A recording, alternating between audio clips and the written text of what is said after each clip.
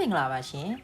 လောက်ရတာလက်ဝင်ပြီးစားလို့အရန်ကောင်းတဲ့မုတ်ဘိန်းနောက်လေးလှုပ်စားပြစ်လို့ပြန်လဲမျှဝေတာဖြစ်ပါတယ်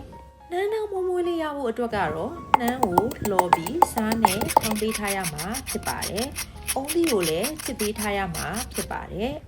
မုတ်ဆက်တဲ့အခါမှာတော့ဆန်မုတ်တစ်ခွက်ဆိုရင်ကောင်းချင်းမုတ်၃ပုံတစ်ပုံရောပေးရမှာဖြစ်ပါတယ်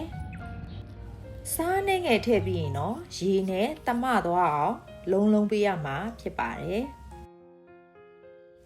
မကြီးမသေးအလုံးလေးတွေလုံးပြီးသွားရင်တော့အနည်းငယ်ပြုတ်ပေးရမှာဖြစ်ပါတယ်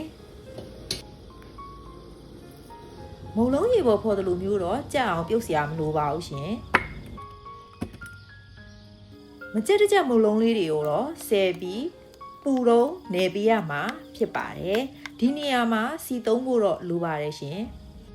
မုတ်ဘိန်းနောက်လုပ်ဖို့အတွက်မုတ်သားအစင်သင်းရပါပြီရှင်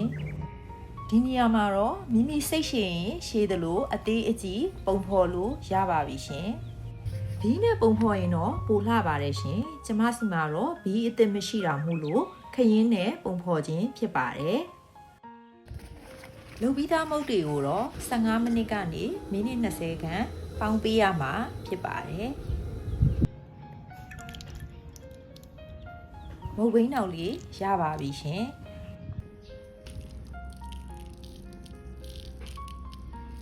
နှမ်းနောက်မွေးမွေးလေးနဲ့အုံသီးဖူးဖွေးလေးဖြူထားတဲ့မြမရိုးရာမုတ်ဘိန်းနောက်ကလေးကိုစားကြပါအောင်ရှင်အားလုံးကိုကျေးဇူးတင်ပါတယ်